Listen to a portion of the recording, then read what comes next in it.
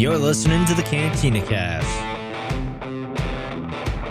your home for thought-provoking Star Wars talk. Join Albert and Jonesy in breaking down the latest news, trailers, movies, and of course, your favorite characters from a galaxy far, far away.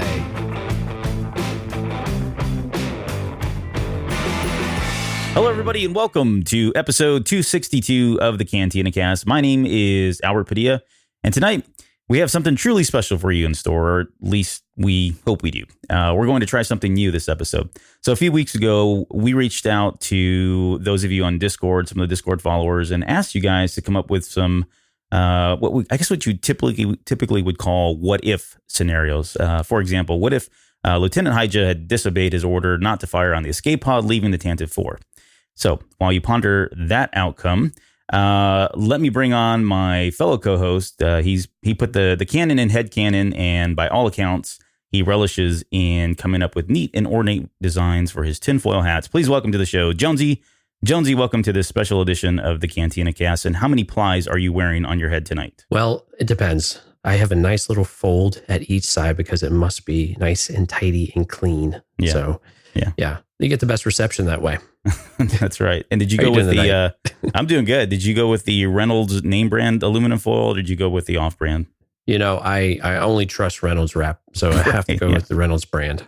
Yeah, me too. I'm all Reynolds. I went with the heavy duty ply too. So, oh man, serious stuff. But we'll talk a little bit more about exactly what we're talking about after we get to the news. So we've got a couple of things in here. Nothing really shocking or groundbreaking, but still I thought some pretty good nuggets. And let's start with the first one here.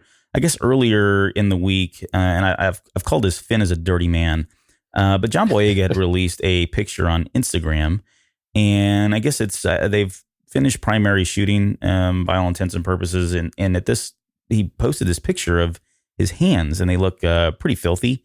He's got some blood on his left thumb that's hanging off there, and it says, great working day on set. The whole team pushed themselves today to achieve something visually crazy. I've had many moments of shock on set, but not like today, and I can't wait until you know why. And that's all it says. So, you want to take any guesses as to what exactly he was talking about on set? Anything that you could speculate? Yeah, I've written a 3-page dialogue that goes with it too. Yeah, no, absolutely not. I mean, it seems like some sort of action sequence though, because he's dirty, and I don't know what else would be visually stunning with that type of thing. You know, it's got to be something. A bold statement too. Yeah, it is. I mean, so this has got to be. Maybe this is one of the key action sequences. This is maybe at the climax, action-wise, of the film. Very difficult to tell, but you know, these are cool and these are fun. These are the things I like. You know, when we talk about spoilers and leaks and things like that, the ones from the actors are pretty good. I like the ones from the directors, kind of like we got from Ron Howard, where they're these teasers and they're kind of set up. So they're doing some things very intentional, and sometimes there's a nugget, sometimes there's not, and it's more fun. I prefer all of that to the blurry cam type of thing, or can you see this in the distance and what shape it makes out to, and the true tinfoil hat type stuff. And so I like these. This is kind of more in my wheelhouse for that of, okay, what does this really mean? Even though you have no idea, it's this little glimpse behind the scenes, and it's, you know, they're fun, and we don't have to think too hard about some of this. Yeah. But I mean, having said that, what are your speculations on it? Honestly, I spent way too much time just trying to think of anything that was decent. Didn't really come up with much. But again, I was kind of with you. Maybe it's some last action sequence. I don't know. I'd like to think that Finn plays a huge role. I mean, he does. I mean, that's just natural. He's one of the main characters. But I don't know. Maybe he has a even more significant role in this one.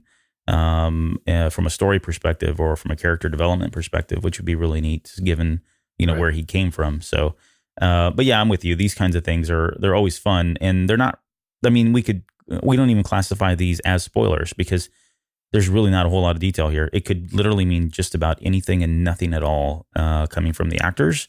So it's, you know, it's fun to speculate. It's fun to talk about. And I just like the fact that he's engaged as much as he is as a fan. Right. And he's always been that way. He's been pretty steady and just been great at engaging with the community in a lot of different ways and getting us excited about stuff, whether it's the movies or, you know, Battlefront or, you know, whatever it is. He's usually entrenched and embedded with the community. So Well, and I like that they always fun. are, I mean, no pun intended, but they're getting their hands dirty, the actors are. So they're actually in the sequences doing these things and, draw a little blood.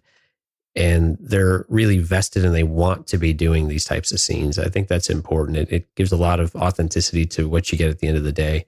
And it makes for an overall better picture when you have the actors doing stunts and doing these, more physically challenging, type of scenarios or these, stretches of the movie. So I think those always make for a better film. Yeah, agreed. So are you on record as that as being his blood, his real blood? I think so. I mean, why not? Right. I mean, yeah, we'll go with that. Sure. It looks like Finn blood. Finn blood. Yeah. Finn blood. There will be All blood. right, well, so I guess if we get anything more for that, we'll come back to you guys, but don't hold your breath. We probably won't. So whenever it gets that DNA sample, we'll be all right. Right. In other news, EA canceled their open world Star Wars game. Is this much ado about nothing? Because this was people for something that wasn't even out, for something that really didn't get a lot of. I guess there wasn't a lot of details about. It sure did get a lot of press, and maybe this is just par for course with regards to EA's reputation and how much certain sects of the Star Wars fan don't really like them. Most people, I guess, would have grievances with EA at one point or another for a number of different games they've released over the years. But what was in the story? Was there really anything here, or are we just crying over spilled milk at this point? Well, this is a game that it's really had kind of a turbulent past, and I guess we could say it's a potential game or a speculative game. Visceral was working on something, and when they shut that studio down, EA, said that they were going to move some resources around. It was still on the template, but by all accounts, it's still very early. It was still very early in development, and so this seems like it was still several years away. If it was really actively being developed, there was probably something. But I think the fan reaction is a sense of frustration, kind of twofold. One, you get the frustration of the Battlefront crowd of the quality of games. But I think, honestly, and this is maybe where I'm at, is that we have this gap of options of Star Wars games or of, just anything we don't have anything to choose from. It seems like there's not much news in the realm of this. We do have a game coming soon from Respawn. That's the Jedi Fallen Order. And that one does sound interesting as well. But there's really not much of a really clear and outspoken plan about what we can expect for Star Wars games. And EA is a company that, like you said, has taken its lumps in a variety of different ways from a variety of games and could really use a win. And I'd like to see a little more transparency. I think we'd always like to see a little bit more transparency in general, not just Star Wars, but with these companies and what they want to do. You get why they don't want to do that, though, because they don't want to get your hopes up, and then the economics change or something just doesn't work, and you got to kill it, and you're like, that's just not going to work for us. And so, I mean, I'd rather them kill the game than put out a piece of garbage if it's just not working. They say they want to put out another game sooner, so that tells me this game was going really far out. But sooner for them is end of next year, end of 2020, which still seems like forever from now. It's forever, and that's it, right? I mean, that reaction is exactly how I feel as well, of like, I need something, guys. I'm not invested in Battlefront. I haven't been for a long time. I don't have a Star Wars game oh, wait, what's that? Sword Wars pack? Yeah, Sword Wars is looking real good right about now. But that's where we're at. Like, we don't have something else to go to. So we're going to go back to these other games that are, free to play and drawing other resources, and have a mixed reaction there as well. All right. Well, we'll hopefully something will creep up before now and then.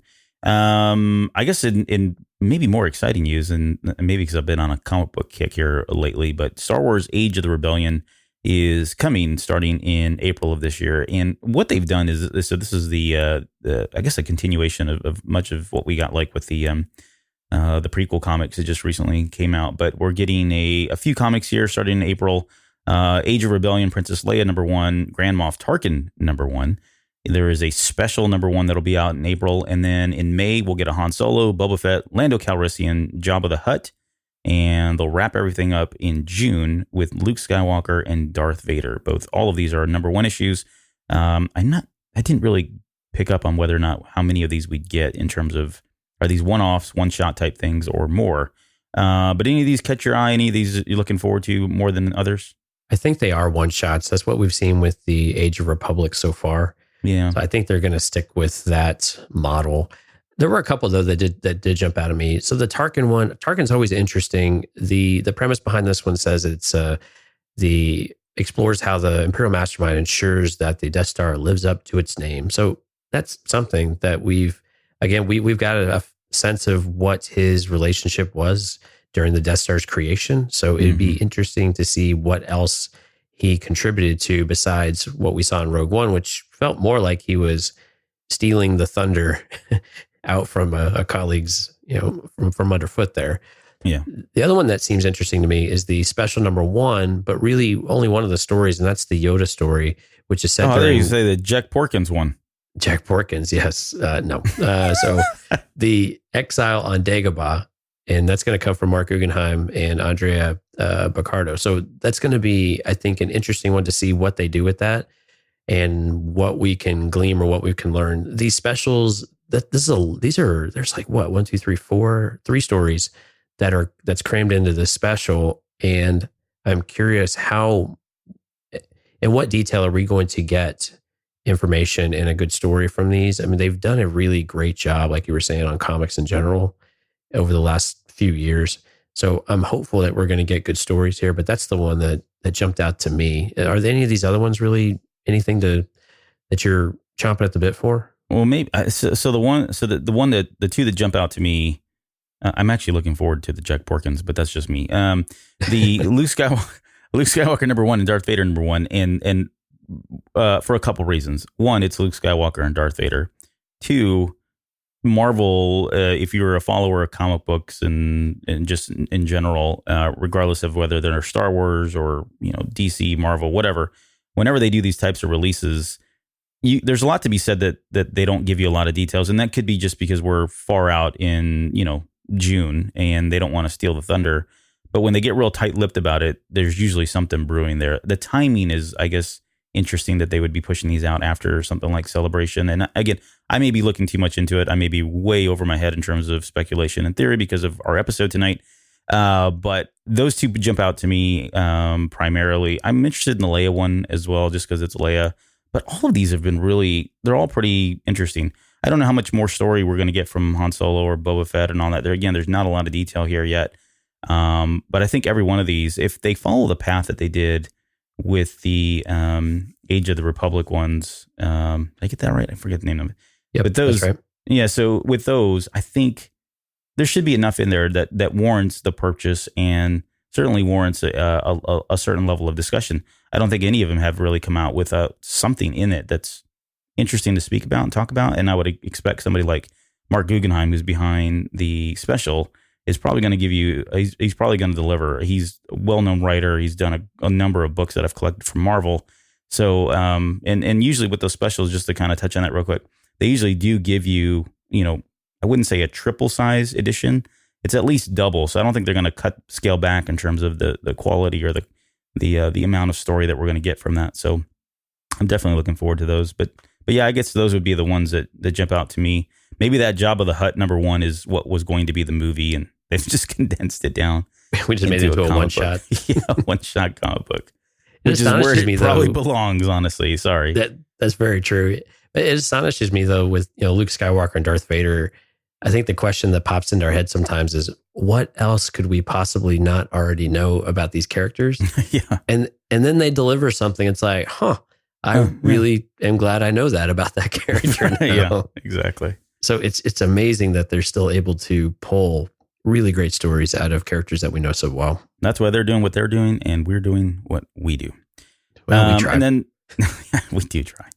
All right, the last thing we have in news is we've got a first look at so they've got a TIE Fighter, Star Wars TIE Fighter, which is a comic book series is coming out here soon.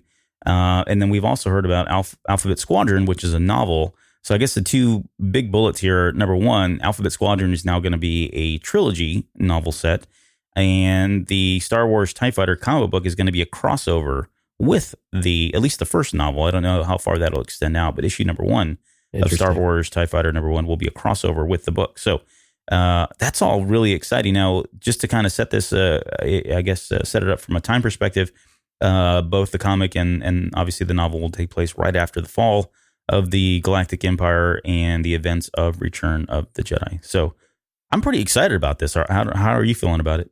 The cover art for TIE Fighter looks really cool. Close up of the helmet, you see X-Wings reflecting in the lenses, lots of action, behind the, like outside the cockpit. So I really dig the TIE Fighter. It's interesting with this crossover. I'm trying to think if we've had a crossover between books and comics before that were active. And I'm struggling to remember one. So I'm really interested to see how that's actually going to play out. Sorry, yeah, I got stuck thinking about it too. I'm trying to think if when, if ever, we've had that. I don't think we've had it in the modern era. I was trying to think with like, we had a video game and a book kind of out around the same time. But yeah, Shadows of the Empire, right? Yeah, Shadows of the Empire. The Iden Versio stuff too. Yeah, from Battlefront. Relatively close, yeah, Battlefront. But yeah, so I don't know. It looks great. The cover looks great. We got a different cover for, I guess, the final cover for Alphabet Squadron, which is different than the first one we got, which I think you and I both were talking about as being kind of cheesy when it first came out. Although it was a placeholder, don't get me wrong. I'm not dogging it, but this is much more intriguing. This one looks good. So the other thing, it's interesting. They seem to be doubling down on the comic books, and I think that's a good thing. I mean, we've had a lot of great stories from it, so why not keep that train rolling and see what else we can do? Jodie Hauser's going to be writing these, and so yes, knocking it out of the park in comics as well with Charles Soule and company. And I'm excited to see her back in the seat of doing another series. All right. Well, I think that's all we had for the news. So let's talk about this episode. So yeah, strap in. Excuse me. And by the way, let me just, I've got a cold, and so I'm still nursing that. So I want to apologize to anyone listening in case I cough and do all that other gross stuff. So this show, again, is kind of what we've talked about, or you've historically known as a what if, right? We asked you guys for some different scenarios and some different questions. And so we got a lot of responses. So thank you all for everyone that's contributed. And just because you may not hear your question asked tonight, if this goes well, we are thinking about just kind of making this a regular segment or a regular ongoing type of episode that you'll see kind of pop in and out of the normal catalog. So there is we've got about 4 or 5 questions. We try to keep them all in the same theme, I guess. And this is really kind of focused and revolve around Anakin, Obi-Wan, and Qui-Gon Jinn. So we've got a couple different what if scenarios based on those 3 characters. And a lot of what we're going to talk about today will take place, obviously, during or right before the events of episode 1 all the way through episode 3. So I'm going to start off with the very first question. Then I'm going to, because I think it tees up a lot of the content that we're going to talk about tonight. And it's a question from Archangel from Discord. And this question was, what if Anakin's story started out differently? Would it still have ended all the same? Now, that may sound very general, very broad, but I wanted to start with that one because it's really the premise and the common thread that we're hoping that you're going to hear as we move through all of these different the questions that were all the other different questions that came up. And it's a question that seems to always be debated and discussed with quite a bit of frequency and regularity. So before we go any further, we thought we'd lay down some ground rules that just kind of help keep us anchored. Because when it comes to theory and speculation of this kind, it only takes a tug and pull of a few threads here and there, and then you really start having this kind of a ripple effect where suddenly Darth Maul is fighting Anakin Skywalker on the Death Star, and Boba Fett is trying to get Luke, Leia, and Jyn Erso back to Alderaan with the plans of the Death Star, right? So it doesn't take much to really get there. So we do need something to kind of just ground us, keep us anchored, make sure that we don't drift too far off from reality here. So really, I think the only ground rules that we agree that would probably help quite a bit was 2. So the first one being that the prophecy of the chosen one is still to be fulfilled, right? That's not going away. That's still there. And that Anakin Skywalker is the chosen one, right? So you take those 2 things, and much of what we'll talk about here is going to be based on that. All right, you ready? I'm ready. All right. So the first, I guess, real question, having said all that, is what if Qui-Gon left Anakin to be a slave on Tatooine? So this one, again, this is another question from Archangel here.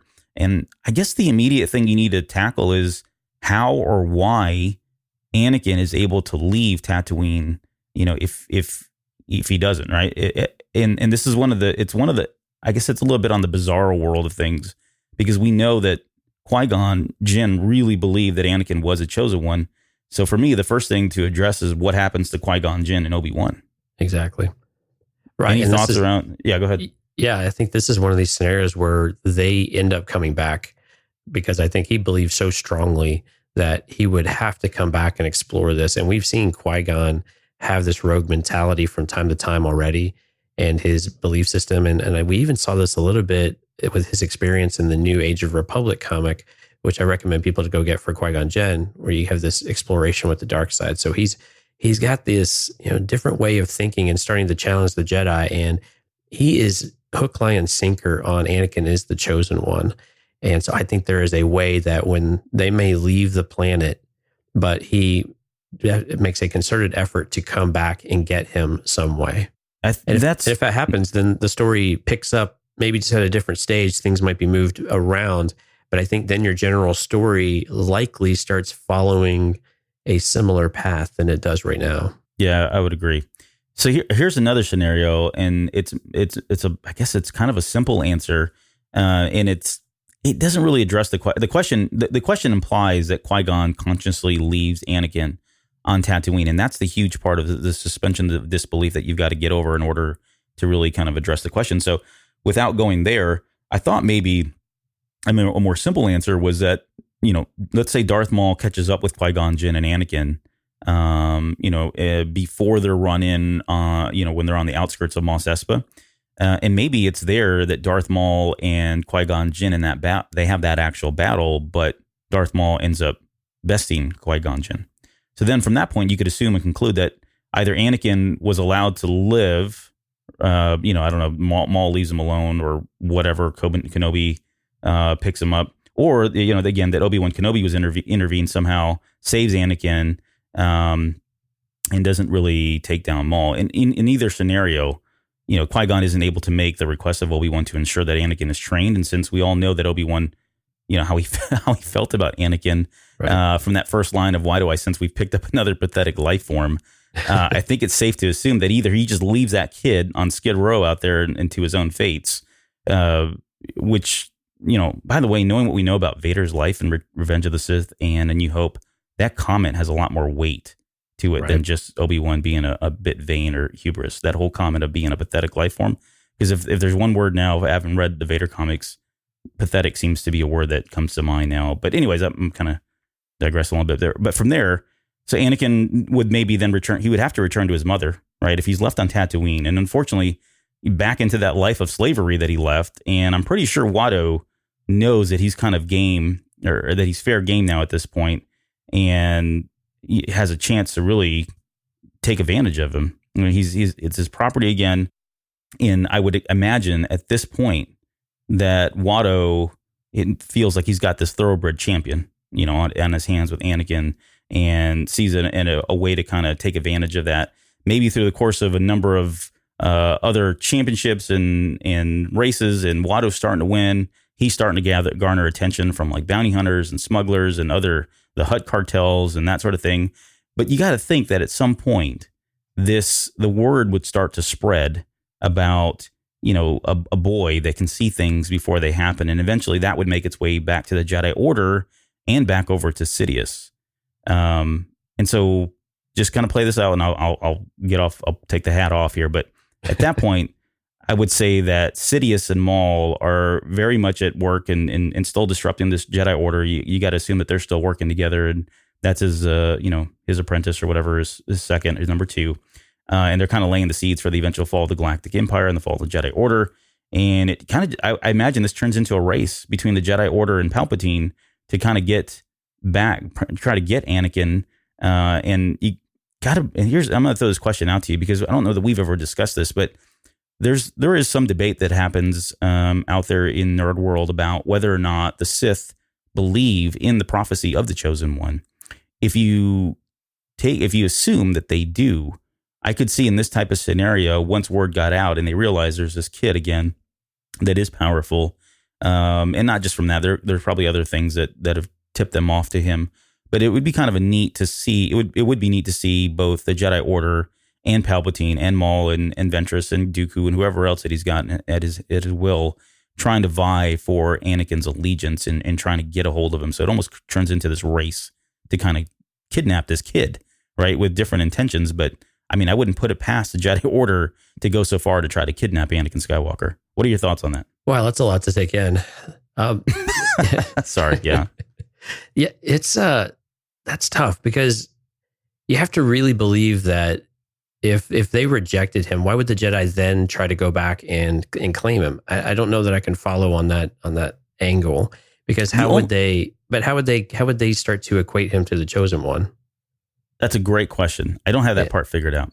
Yeah, I mean, there's a lot of gaps in there, because I don't know if he goes back to Tatooine. I don't think he's a slave. Well, they took his readings. Remember, I mean, they had the whole conversation. Word would probably get back up to the Jedi count, so his midichlorian count is higher than Yoda's. To me, that seems like it'd be enough to at least spark the interest. And I don't know. I'm not a writer, and I'm not writing this stuff out. But at that point, they've got enough knowledge to know that there is something special about this kid. And if you go into that pretense that he's making a name for himself, right, or good or bad, maybe that's enough to get them to, or they find out that, maybe they find out that Dooku but Maul or Sidious are after a special kid, right? And so they end up going after him as well. Yeah, and so maybe the question is a little bit different, is what do the Jedi do when they have someone? So I'll buy that part about they test him, they see something unique about him. The conversations that Qui-Gon had with Obi-Wan via communicator about him being potentially special starts to trigger a conversation, and some things are going on. And so the question, I think, then comes to, if he's too old to train, what do the Jedi do with special kids who could presumably be a danger to the public and a danger to themselves if they're untrained? Because that's the Jedi question. Like, that's the reason why they train people sensitive in the Force, especially those very powerful, is to protect the environment and the people around it, but also the individual. Yeah. And so, what the question is kind of, what do they do with kids like that? Because I don't think they let him go back to Tatooine. I definitely don't think he becomes a slave again. I think he probably picks up enough to be able to resist that and somehow free his mother, or kill Watto and then free his mother, something along those lines. Yeah. But I don't think the Jedi let him go. I think they do something with him. I don't know that I know what they would do, though. Well, and we actually have a question a little bit later that's kind of focused around what if they decided not to train him. I think it is specifically the question. So I've got some thoughts around that. But let me play out my crazy, weird scenario here. So at this point, I think I'm gonna say that through the actions of trying to abduct Anakin from Watto and his success as a pod racer, that somehow tragedy would end up falling upon Shmi. Because I still think he's still got to get to a point where he's got a huge amount of loss, and that starts to really build upon his fear. So I'm going to say that through all of that, something happens to Shmi because he lives this life now where Watto is, Watto is kind of like the I don't know what they call the jockey trainers or whatever. But anyways, he ends up having a notorious kind of reputation of himself, and so through that, she dies. We get back on track here with him going to the Jedi Academy. I would assume at that point he meets up with Padme. I think we have the same events and beats that kind of take place with Obi-Wan Kenobi taking him on as his Padawan, only out of respect at this point for Qui-Gon Jinn, even though he pretty much left him for dead in this scenario. But I would think that, he would be the natural person they would stick him under if anyone was going to train him. And so we just to get back on track, I think the real kicker would be later on, excuse me, as Anakin is older, not only is he told that the tale of the tragedy of Darth Plagueis the Wise, but also finds out that it was the Jedi who were the reason why, his mother died, which would cause him to even more, I guess, grief later on in the movie. Sidious finding a way to kind of work that in, saying that, hey, we were both trying to get you. The Jedi were going after you, and it was through their actions that your mother died, right? Not the Sand People. It's a whole different scenario at this point. But I think that would probably be enough. Again, I was trying to dig myself out of a hole, and that was the best way I could do it at that point. Yeah.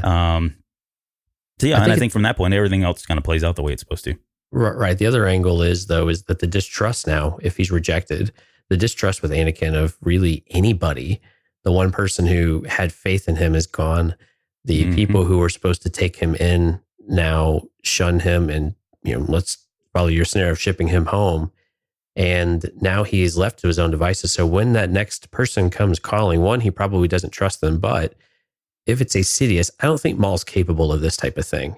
He's not all that seductive. I know what we saw in Rebels, and he has the carrot, but I think Sidious has the true manipulative ability to actually accomplish this and to turn him way sooner against the Jedi.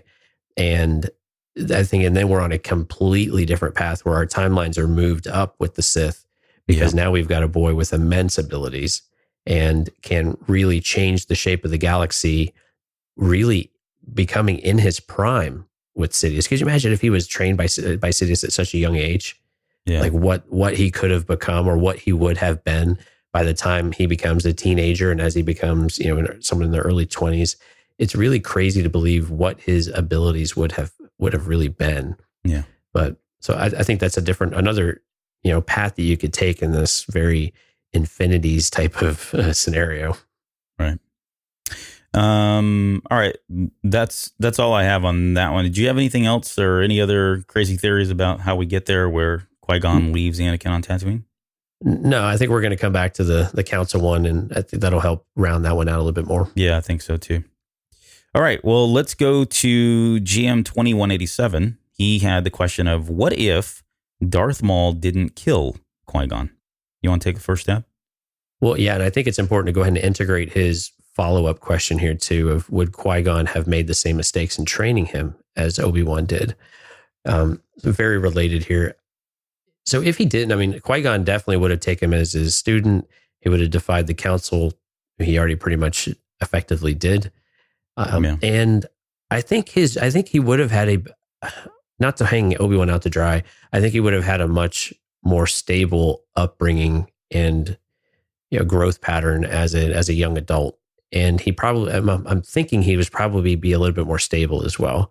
Yeah. I think he would have been more Jedi-like than what he ended up with Obi-Wan. Yeah, I'm with you there. I think we get a very, very different Anakin Skywalker. I think we get an Anakin that is much more in tune with the living force, and I think he becomes the prototype for what we know Luke and even Rey or Ahsoka to become later down the road. That balance, I think, is he becomes the embodiment of the prophecy itself, right? He is the chosen one. He's supposed to bring balance to the force.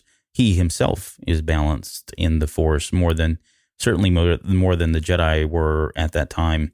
I'm with you there. I think I wrote the same thing down. I think he has the same characteristic of defiance that we find from Qui-Gon Jinn, and I think that becomes a central point of his persona going forward. I mean, go ahead.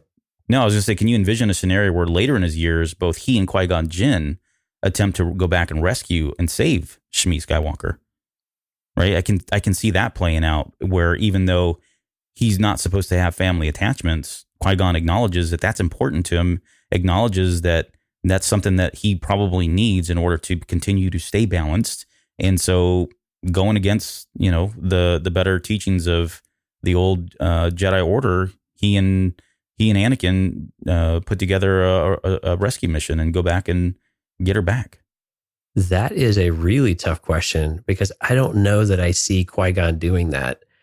I may have to think about that one, because at his core, Qui-Gon still wants to be somewhat of a pure traditional Jedi from the standpoint of what should the Jedi embody and what should they be. And well, maybe. He did save one slave in Anakin, so could he go back and do that? But I still think that he preaches really letting go as well. He has a lot of the same ideologies as Yoda does in a different perspective. And this idea of letting go and giving yourself to service is still very much present, though. And but you're right, he is more in tune with where these can go, and he seems to be more in tune with what Anakin needs in order to thrive. And I think maybe that's the part that you're getting towards, is that he is very clear about where Anakin's hangups are, and if he can feed that just enough to where it doesn't become a distraction and it doesn't completely derail him, that those are good things. But if you rescue his mother, then what happens to his mother? Does she, where does she go? when she's free. And that's a different question. She can't come live with him in the temple, right? I don't think. Yeah, no, and I've got other weird, crazy thoughts here that are along that same lines. But yeah, and I guess the only other thing that would hit on a little bit more from my perspective with when I say that they would go and that he would enable this type of behavior to go and rescue Shmi. I just feel, and I don't have a lot to go on outside of what we see in the movie, right? But I just feel like with Qui-Gon, he believes so much in the prophecy of the Chosen One and believed that Anakin truly was him. So, and you made a good point that he went so far as to do whatever he needed to do to get him off that planet, so that he could begin the training because he believed in it that much. You got to think there's got to be some aspects of him that, as time goes on, as he learns more about Anakin's abilities, as he learns more about the Force and more about balance and what all that means, that he's almost going to get more encouraged to ensure that Anakin stays happy or that Anakin stays balanced and do whatever he needs to do. So even though it may not, as we see him in Episode 1, as we see his level of Force maturity and understanding and that sort of thing, I'm assuming that would continue to develop to the point where he becomes more centered, I guess, and not so far one way or the other. And that may be enough to kind of tip the scales where he's able to rationalize something like this, where he's given into allowing someone to have those attachments, even though it's forbidden by the Jedi Code. But anyways, going back to your question about, okay, so what happens, now, and really, I think at that point, you have an Anakin now who has a father figure in Qui-Gon Jinn. You've got him with a mother figure in Shmi that are both alive. Where they go, I don't even know that they would stay in the temple. I think you have an Anakin Skywalker who is much more in tune with the Force. He's truly balanced in his approach and his technique, in his learnings. And I can see at some point, and I don't know how we get there, but let's just assume that at some point he does meet up with Padme and they get together and they have, she becomes pregnant. Again, I think he goes one step further. I think he says, you know what? At this point, we're going to have to go confront the Jedi Council. We're going to have to let them know what's going on. I'm going to stand by you. I'll back you up and let them know that that even though this is forbidden, I don't think there should be anything come about of this. Right? Nothing should happen to you. Nothing should happen to Padme. I think there's a scenario where they go and they confront the Jedi Council, and the Jedi Council says, "You need to get the hell out of here. We don't want you around." And I think he's okay with that. I think he and Anakin leave the Order and go on to start something new. That's not Jedi and not Sith. It's a new kind of Force sensitive faction. And, there's plenty of them out there, but I can see where he, again, if he truly believes that he is the chosen one, I don't know how much boundary you would put on a character like that. I think his character changes over time because he just buys into it and believes in it so much that maybe he does get blinded. Maybe he does make bad choices. I don't know. It's kind of hard to say, but anyway, those are my thoughts. Qui-Gon was so focused on the living Force and he preached not having distractions to Obi-Wan. And so it seems a little out of character unless he's making concessions because he's the chosen one. And that's my point. Sorry, I should make that clear. I'm following you, but it seems out of his character that he would start flexing his morals in support of the prophecy, and in those moments to where he wouldn't. And the other thing, so one part I started going down was, what if Anakin wanted to do these things? Because I think clearly he'd start to have these visions in some capacity if something were happening, if we kind of flash forward to what was happening in Attack of the Clones, if these events still continue to happen. And he wants to do this, and Qui-Gon outright tells him no. And then they develop a rift. And where does it go from there if they've got this rift where the teacher, who has always been very supportive, perhaps more father-like than what we've seen with Obi-Wan, and has given him maybe some of the tools helpful, maybe this is the part we're missing, is what tools would he have given him in order to help move him past these type of attachments, regardless of his emotional, feelings towards it, or his emotional attachment towards his mother and anyone else? Or would it really completely split them? There's a lot of speculation about whether Qui-Gon would have left the Order at some point anyway. And I think you and I have maybe briefly touched on it, that it seems very plausible that he could. But I think at his core, he's again still wants to embody the best of the Jedi and continue to help lead the Jedi and pull them back from these brinks, because I think he still believes that he's able to do that. And barring a substantial event, even with the Clone Wars, I think he would have still tried to be the voice of reason. And again, then you could start straying in some different areas too. But anyway, that's a really difficult question, GM 2187, of trying to figure out which path actually happens. There's a lot of paths that you can start to take depending on what still rings true as you alter the timeline. Yeah, and I think, excuse me, so trying to get this back to the prophecy, I don't know that we get the Clone Wars, honestly. Like, I think if you have an Anakin who it goes under the training of somebody like Qui-Gon Jinn and becomes so powerful in the Force and in his discipline that he's able to bring balance to the Force by thwarting Palpatine's plans early on, like preventing the whole Galactic Empire from a very early on, like in its infancy, right before it even gets to that point. I mean, I guess the fanboy example would be, when Mace Windu is heading up there to confront Palpatine, and he's up there with Agent Kolar and Sassy Teen or whatever his name is. There's if you play the scenario out where Qui-Gon has trained him, I think he shows up with also Yoda. I think he shows up with Anakin. I think he shows up with Qui-Gon. And at that point, either one of two things happens. Either Sidious turns himself over because he realizes he's bested and there's no way he's going to win this fight. And that would be that opens up another set of questions about, okay, so if he just turns himself over, what happens? One, is the balance truly restored because he's locked up or incarcerated? Or two, is he executed and that becomes how, balance is restored or whatever.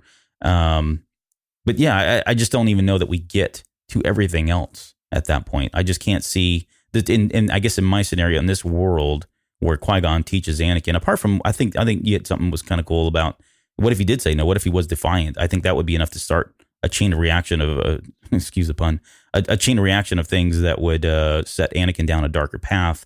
But I think there's nothing but positive and good in this scenario for the Jedi Order and for the fall of Palpatine, and Order 66 and everything else. So I just think it comes a lot quicker. I think he restores balance well before, and you can still have Luke and Leia and all that other stuff, but I don't even think there's a Palpatine at that point. I just don't think.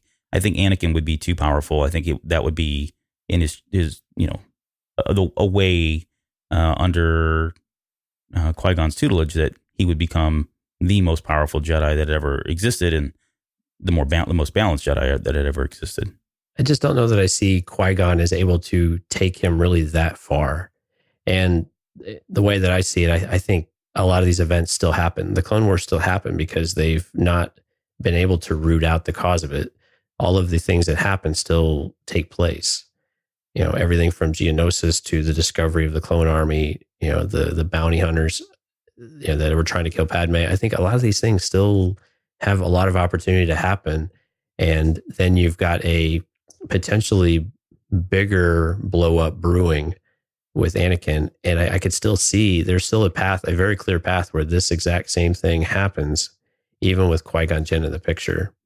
But I think there's a lot more opportunity for yours to happen, though. Whereas with Obi-Wan, it was always a struggle to keep on the right path, and things were always seeming on the brink of falling apart. Yeah, and I guess no. So I didn't touch on the other part of it. I guess so. Would Qui-Gon have made the same mistakes treating him as Obi-Wan did? I don't know. Very different teachers. Yeah, they are very different teachers. And here's something that's, I guess, an intriguing question that it gets brought up from time to time. And I know you and I have never publicly discussed this or voiced our opinions, but we hear this about, when we go back to, what was it, Return of the Jedi, I think, where, Obi-Wan's confessing or confiding in Luke Skywalker and telling him that he had failed Anakin Skywalker and said that he thought he could train him. But we never really get a whole lot of context in terms of where did it all go wrong with Anakin's training. Was there an amount of grief after the loss of Obi-Wan or Qui-Gon Jinn that Obi-Wan wasn't ever really able to come over or get past, and so he's being expected at that point to kind of try to take care of someone else, yet another person?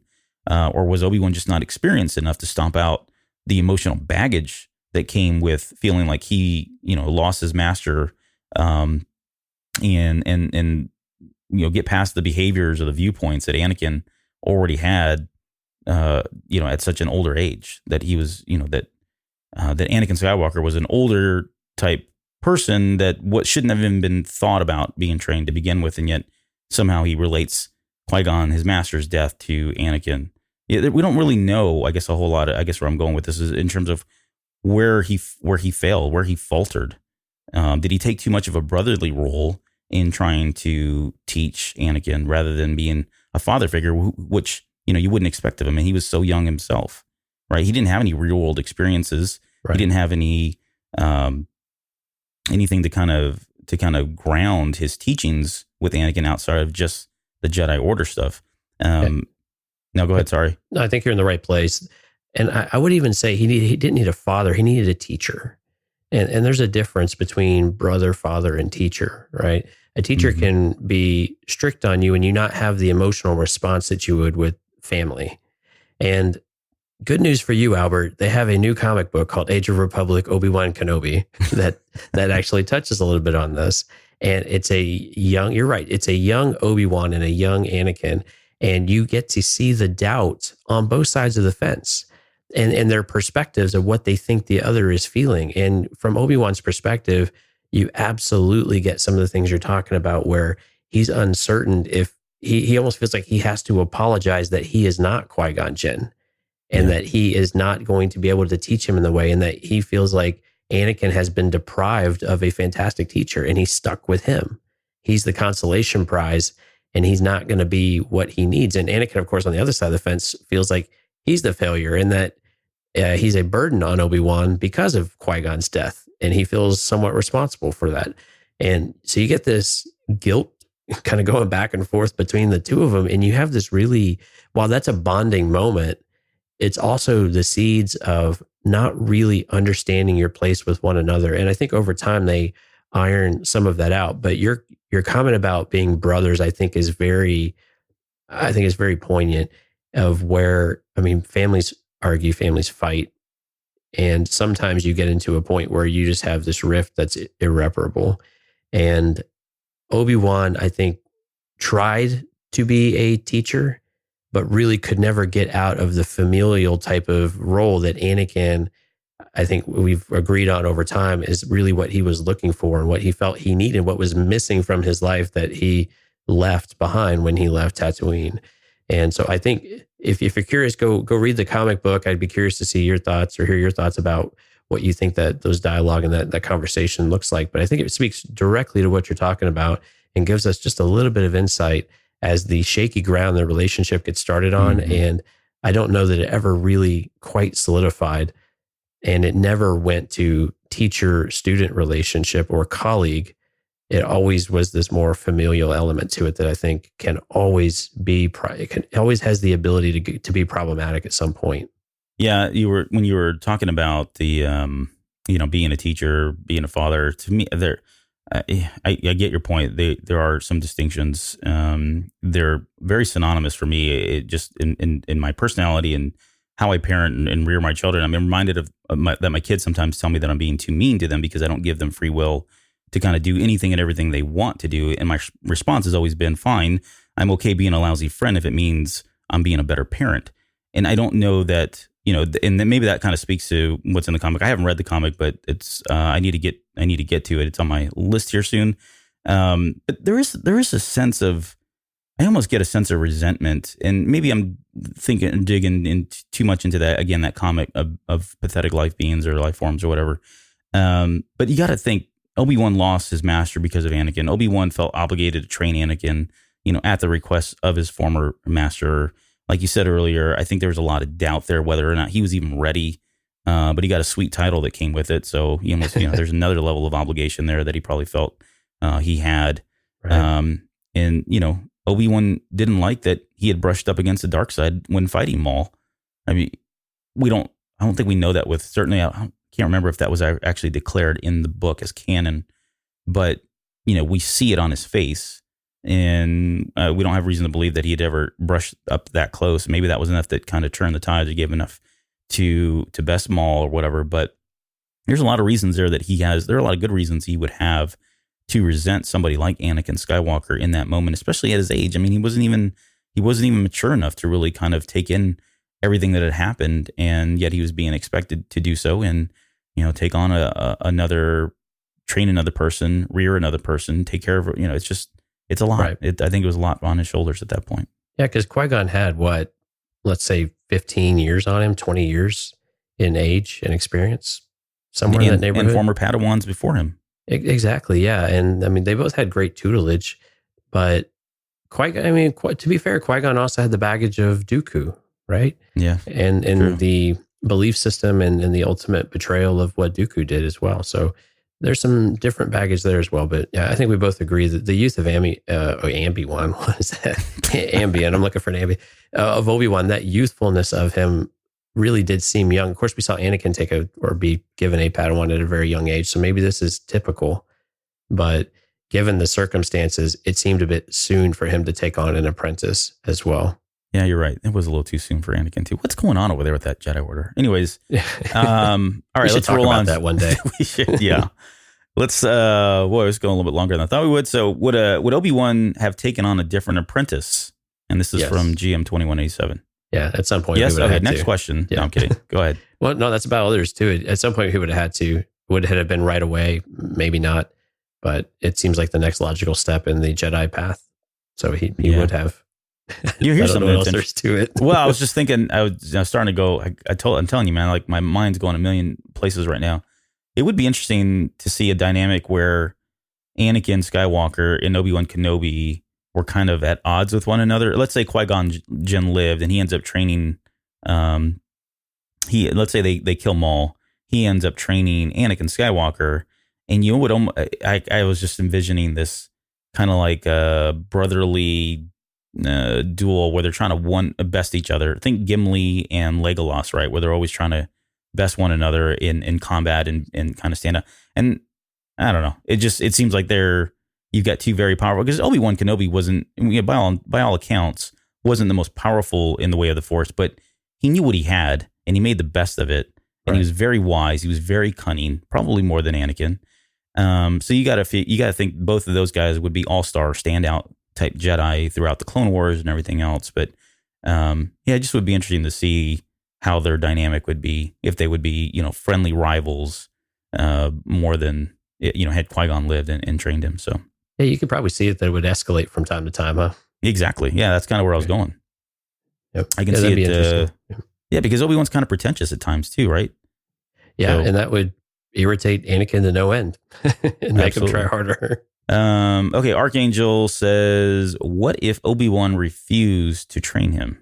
So Obi-Wan says, you know what, Anakin, I'm not training you. Yeah, that would have rubbed him the wrong way, especially given the relationship he had with Qui-Gon. I think he would have gotten over that pretty quickly, because this is an opportunity, I think, that like Yoda may have taken him on, or maybe they would have forced him on Obi-Wan for some reason, although that seems unwise. But I think Yoda would. I mean, Yoda typically takes the younglings for a time, and this is someone who's special.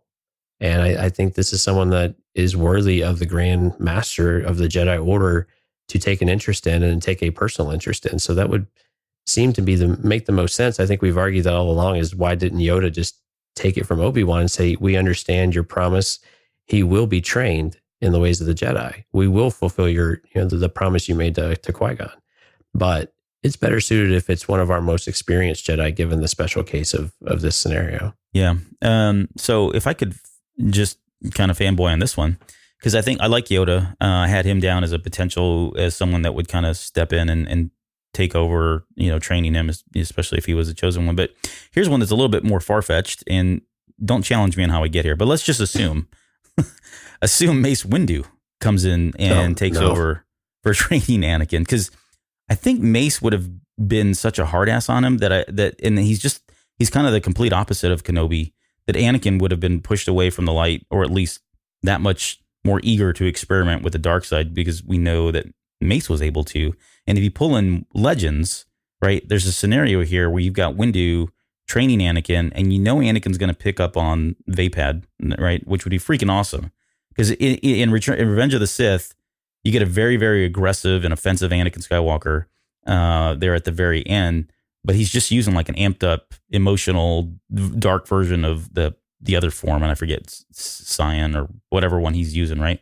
But the idea that he would be playing with the Vapid one would be really cool, because it's something that I think would be a catalyst to get him even closer to the dark side, because it really is brushing up against the dark side. It's kind of, it's really relishing the fact that you are powerful, you are quick in that moment.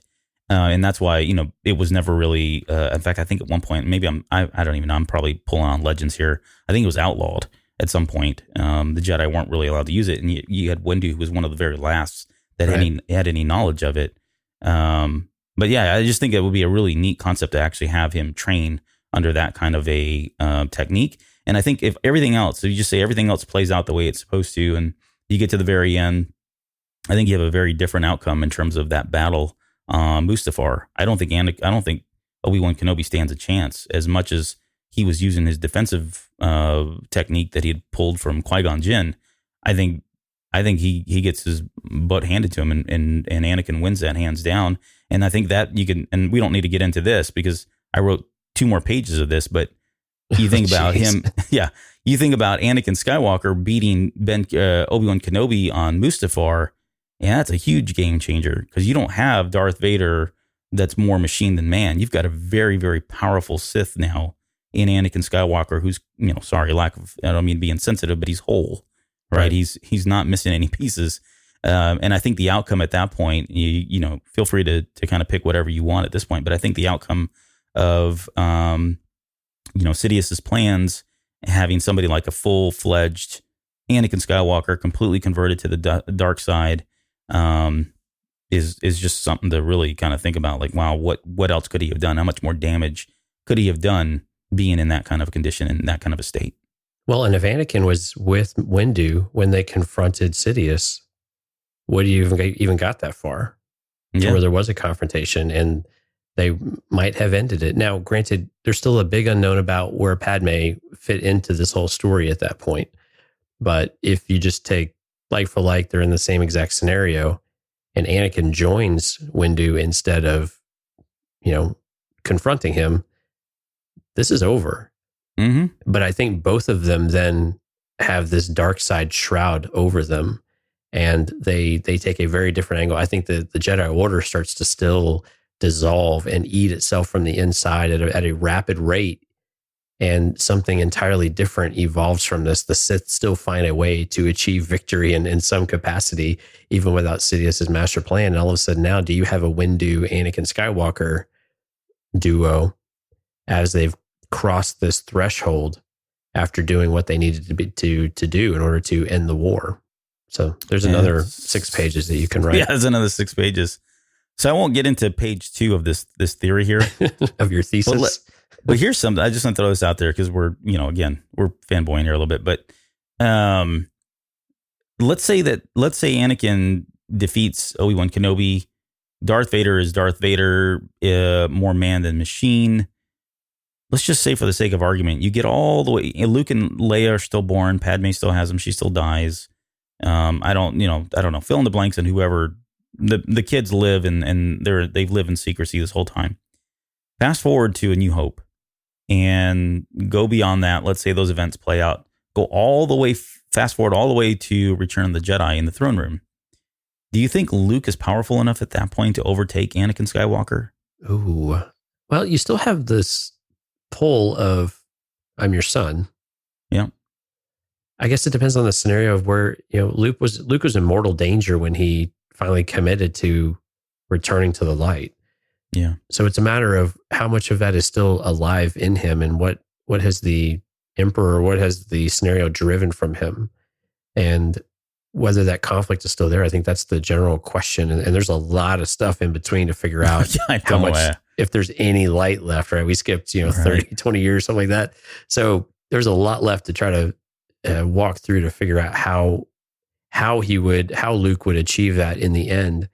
besides, Dad, let's go throw the ball around. And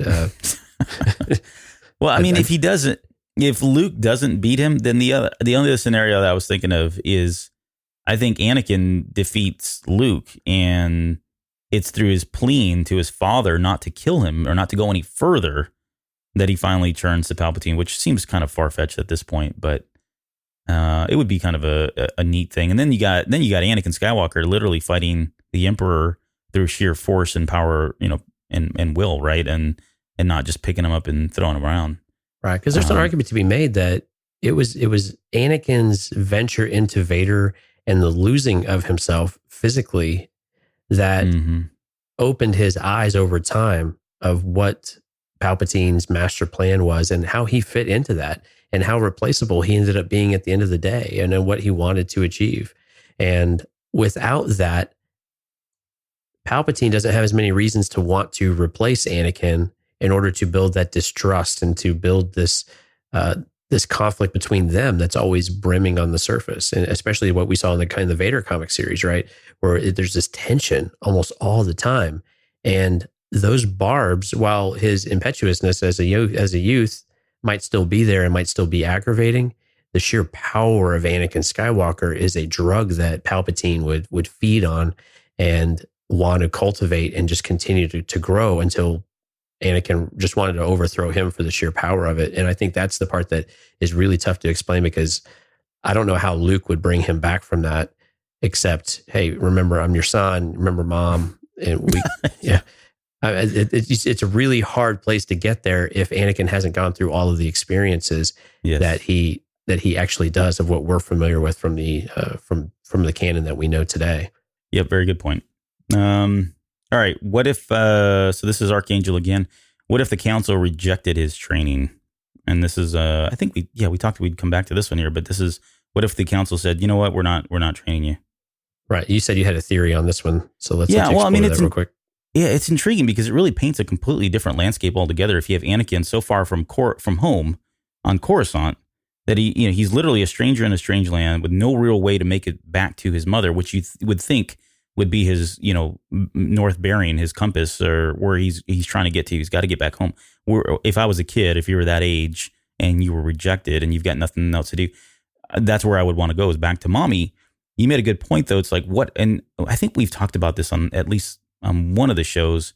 What do the Jedi do with these kids that don't make it, or are force sensitive but aren't qualified to be in the Jedi Council or be a Jedi? I mean, some of them get relegated into like librarian roles. Sorry, no offense to Newcastle and you, but they get relegated into other roles, right? But there's got to be something that happens. I hope they don't kill them. I don't think that's the case, but they become Broom Boy. Stop. But I don't know. Maybe so. My idea here was, and I'm not going to flesh this one out either because we're already coming up and we're already an hour over this thing. But I can see where maybe he gets put out on the streets, right? They leave him to just kind of, they put him in an orphanage or leave him to kind of go fend for himself or whatever. I can see him making his way down into the deeper levels of Coruscant and starting to become using what he's got and really the only abilities he has, and they're good abilities, but his his technical savviness, his engineering, his ingenuity, he's force sensitive and powerful at that. The power of foresight. I can see him using a lot of those things to suddenly become kind of like a Han Solo character. I don't want to go that particular route, but eventually he becomes like a rogue, or he becomes a smuggler or a scoundrel, very powerful one at that. Is enough, maybe he uses the force to win at games of chance and that kind of thing, gets enough money and becomes gets a ship, is able to finally fly back. And I don't know, let's just say some time has passed between now and then. Gets back, and then sure enough, some of the same events happen where you've got Shmi Skywalker, she's now dead. And rather than wiping out the sand people with a lightsaber, he goes in a la the Punisher, or, some kind of vigilante type scoundrel, armed with blaster rifles and thermal detonators and all that stuff. How you get back to Padme, I have no idea. I don't think Padme factors into it at that point. I think it's one of two things. One, the Jedi can't be that stupid, right? I want to believe they can't be that stupid to let someone walk out the door. I agree. I think they have to do something with these students.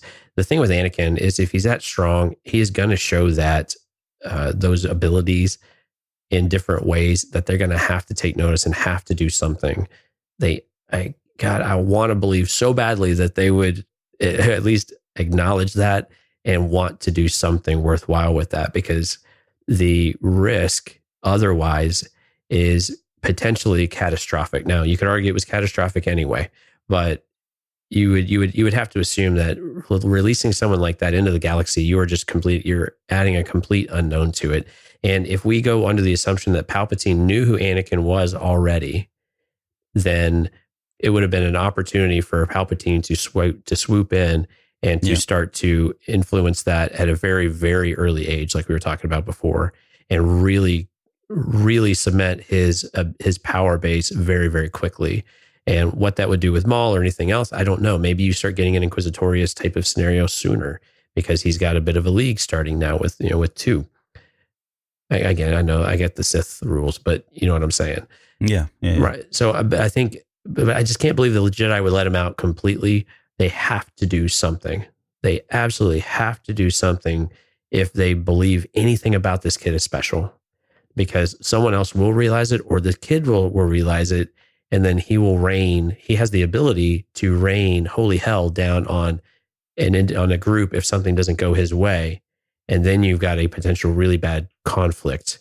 And then you have even more risk, because that will gain the attention of those in the Sith. Of course, they don't think that they're around anymore, but at some point, then you get that, and you just stoke that even more. And that hatred of the Jedi Order is really front and center, that they abandoned you. And now this happens. They could have trained you in ways that would have prevented that. I mean, you start getting these very similar story beats of what you have without Padme, but they go straight to his mother.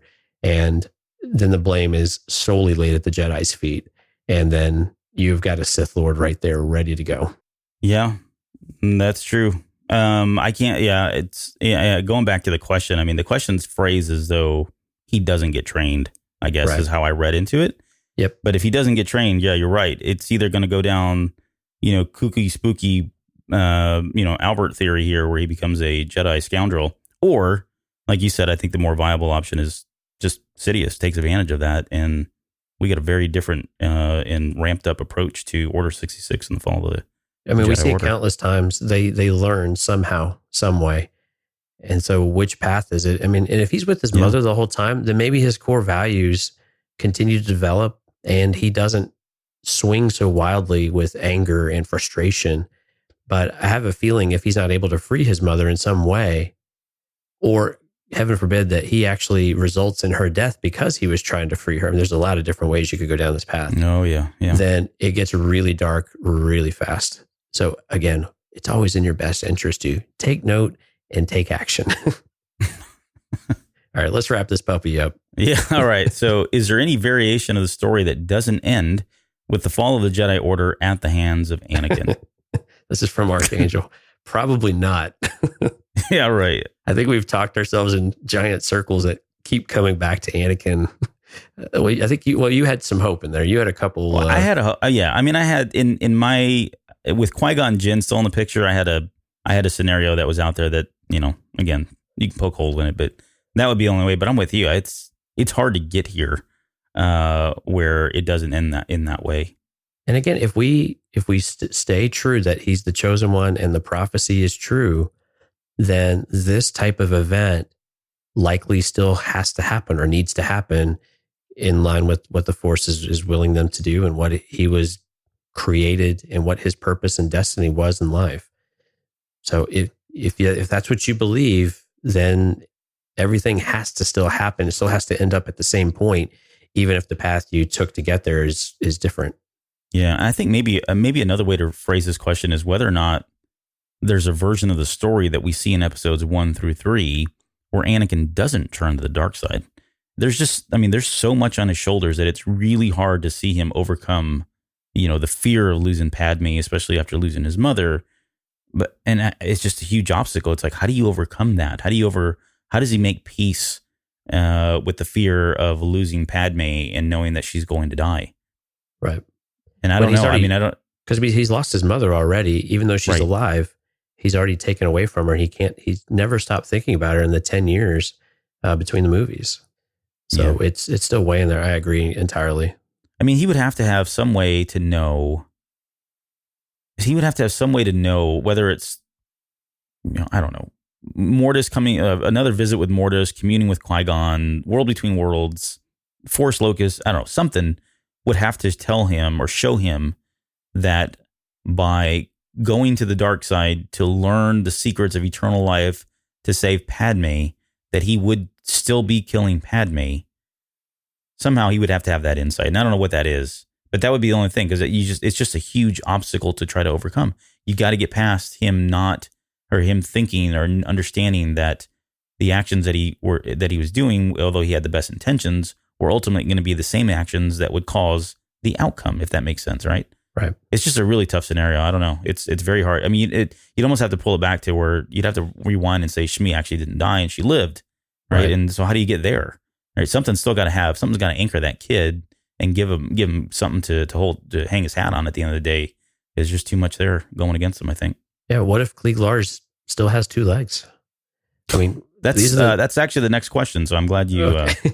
No, it's not. So I think as we kind of wrap it up here, I think one side question that you were kind of really touching on loosely, and I think Mike has brought this up tangentially a couple of times, was if Qui-Gon was still alive, what would that Mortis interaction have looked like, of trying to understand it and really dig into the meaning of that even more, and how could Qui-Gon have done that? So that would be another interesting one to explore at another time, not right now, but of how would that have changed and evolved Anakin's character and evolved the Chosen One if Qui-Gon was there to help guide him. I think that would be another really interesting one to explore. All right, write that down. We'll come back to that one. All right, 7 pages. Got it. Got it. All right. Well, I think that's going to do it for this episode. Hopefully you guys enjoyed this. I don't know. I don't know what you want to call it. I apologize for. It's like the yellow brick road that just keeps winding around. Yep. Right.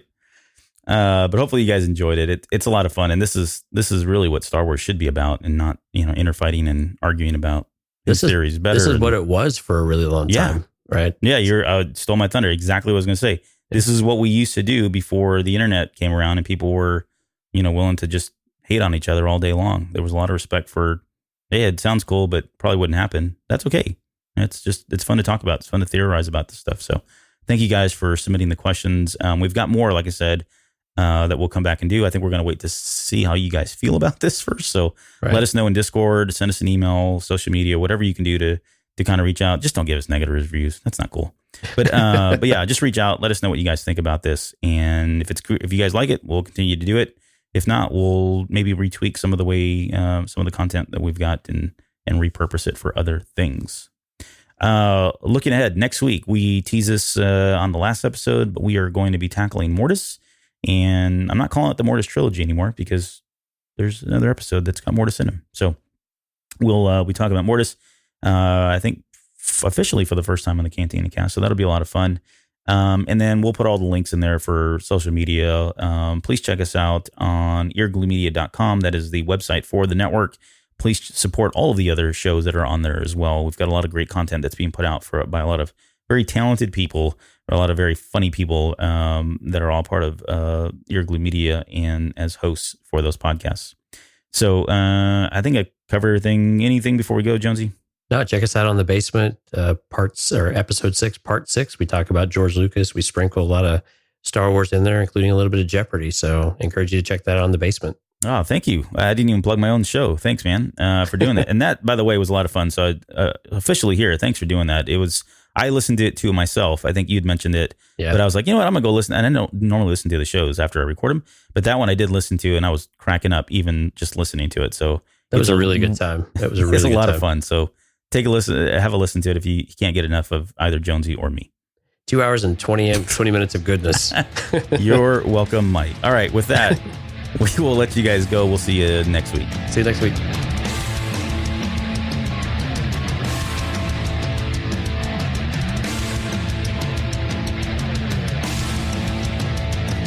You're still listening? Wow. That's amazing. Well, I'm here to give you the disclaimer. Normally we do a big, long, drawn-out disclaimer thing saying what's what and who's what and all that other stuff, but I think you guys kind of know that Lucasfilm and Disney have no affiliation with us at all, and we have none with them. We talk about Star Wars, which is their property and all that other good, fun stuff, but I think you can tell which is our stuff and which is their stuff. If you can't, well, then send a lawyer to send an email to me, and I'll be glad to chat with them. Other than that, you know what's what, so that's your disclaimer.